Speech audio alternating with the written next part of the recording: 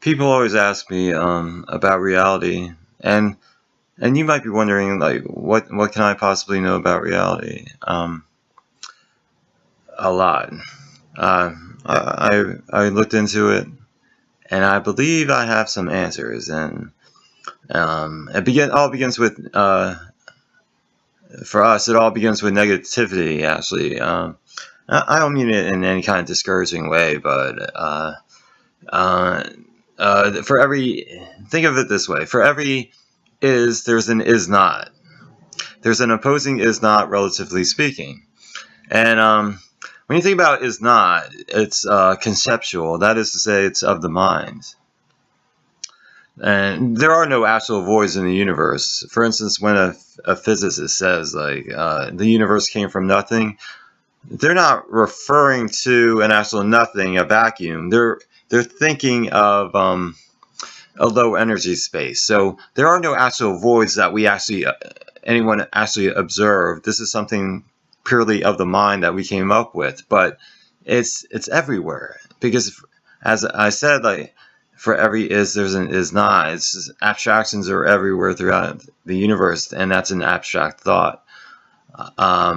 So, but ironically, it's unlikely that negation was caused by thought in general, because thought generally requires negation.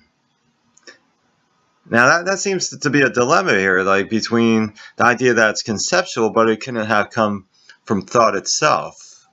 So where did it come from? That's the question. Like, and the only answer I could come up with, well, let's go back one more. Is that 1 second, and just discuss about negation. Now, there are no pre-negative languages known ever. There was never any such language. There's no pre-affirmative or purely affirmative idea that we ever had. These are all, that's just the way thought is. And if we think of, like, maybe it evolved or emerged somehow, let's go back to how the first organism would have been. Like, it could have been wanting something. And you know, if you think about, like, could the first organism that have, prior to having the means of thinking, could the first organism have merely wanted something, and then when it didn't have it, it had to come up with some kind of advantage or something to get that thing? If you think of it that way, how could that have occurred if the thing itself can't imagine what things are? Like, for that to have occurred, it must have been a want. It must have been a dire, not a want, a dire need. It must have really needed something. And for it to be in that situation, that it would be so powerful a need that it would create a whole new phenomenon of thought, it must have been a dire need. And the likelihood in such a scenario would have been that the organism would have just died off. Like, if it was in such dire need of something, even if we think of a whole species in such a need, that species would have died off. So there's a dilemma. And the only way I can think of getting out of that dilemma is not think of thought in general, but think of a specific mind that is absolute in that which is all by itself, including the reality of negation. From this, all other minds could then conceive from it the idea of negation.